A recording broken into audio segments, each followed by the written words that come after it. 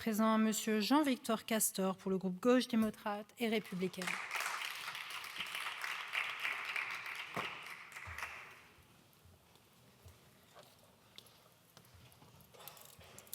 Merci.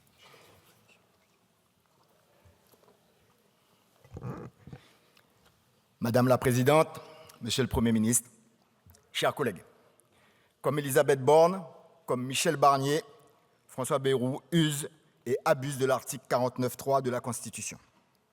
Une utilisation abusive avec pour unique objectif de bâillonner le Parlement, une attitude révélatrice de votre peur du vote. Ce que vous craignez, ce n'est pas l'absence du budget, non. Ce que vous craignez, c'est l'expression de la voix de la majorité et le vote d'un autre budget face à la minorité que vous êtes. Scandaleux, mais malheureusement pas surprenant. Comment, en effet, pourrait-il en être autrement quand le président de la République refuse de respecter le choix des urnes? Dès lors, quelle est la légitimité de gouvernement qui se succèdent et qui n'en ont aucune? Ce mépris des choix du peuple est un marqueur de la gouvernance d'Emmanuel Macron. Des années à imposer la politique d'une minorité à la majorité, qu'il s'agisse du maintien envers et contre tous, de la réforme des retraites ou du refus de la taxation des superprofits. Emmanuel Macron dénie le suffrage universel et renie le pouvoir législatif. Les gouvernements macronistes successifs ont instauré la dictature du 49.3 et le projet de loi de finances de la Sécurité sociale 2025 est le droit fil dans cette attitude antidémocratique. En refusant de mettre réellement en débat le volet des recettes, vous assumez la recherche d'économie dans un domaine qui devrait être sanctuarisé, la santé.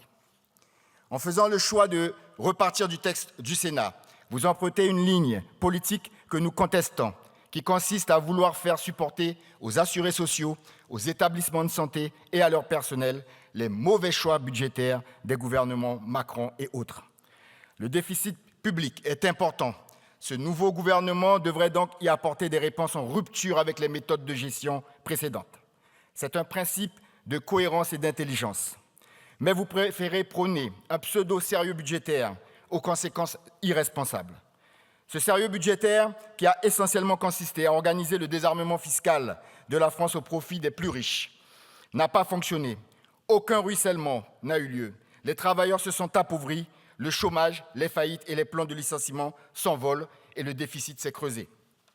Ce sérieux budgétaire qui consiste à considérer la sécurité sociale comme une variable d'ajustement du déficit public a conduit à l'effondrement du système de soins.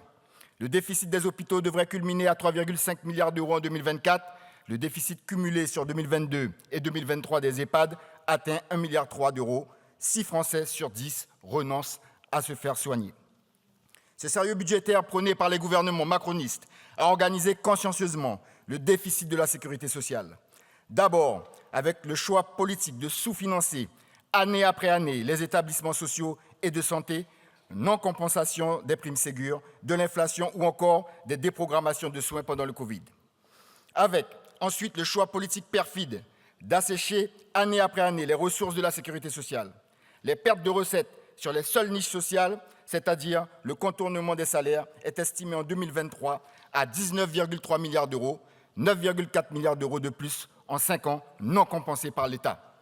Les allègements généraux des cotisations sociales accordées aux entreprises sans aucune contrepartie, ni sociale ni environnementale, représentent 80 milliards d'euros.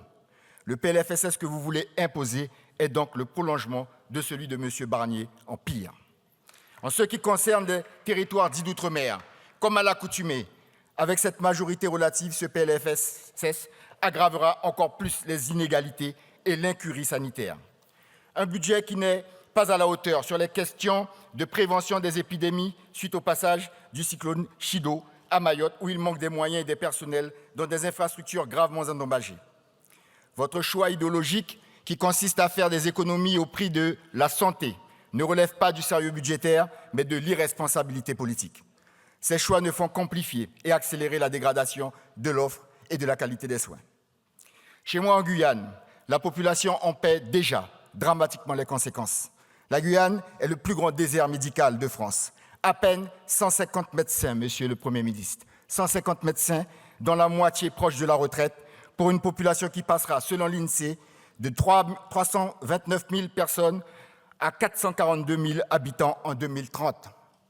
Le marasme de la santé en Guyane est particulièrement visible dans la dégradation et l'obsolescence de l'hôpital de Cayenne, où les personnels doivent se débrouiller pour pallier, dans la mesure du possible, le manque de moyens humains et matériels.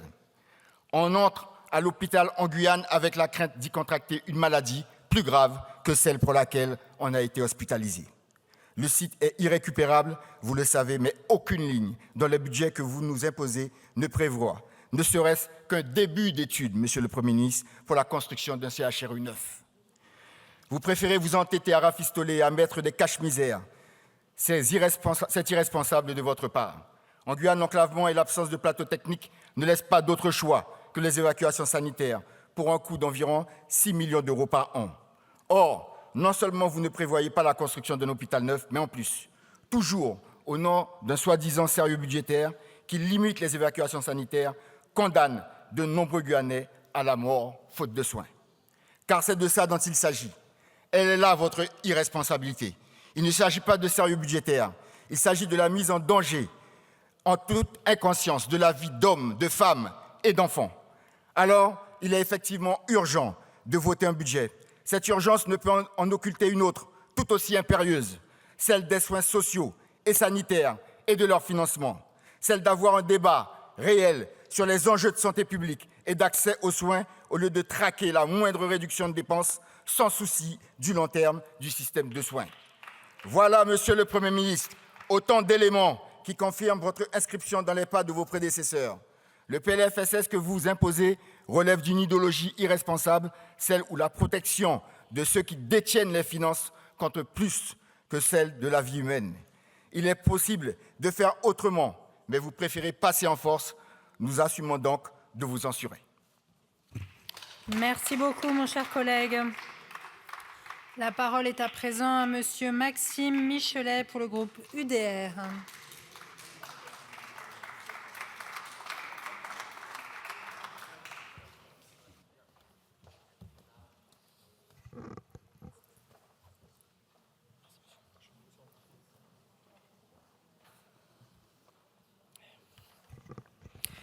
Madame la Présidente, Monsieur le Premier ministre, même s'il vient de sortir, Mesdames, Messieurs les ministres, chers collègues, le débat qui nous réunit cet après-midi est sans suspense. Le gouvernement ne sera pas censuré.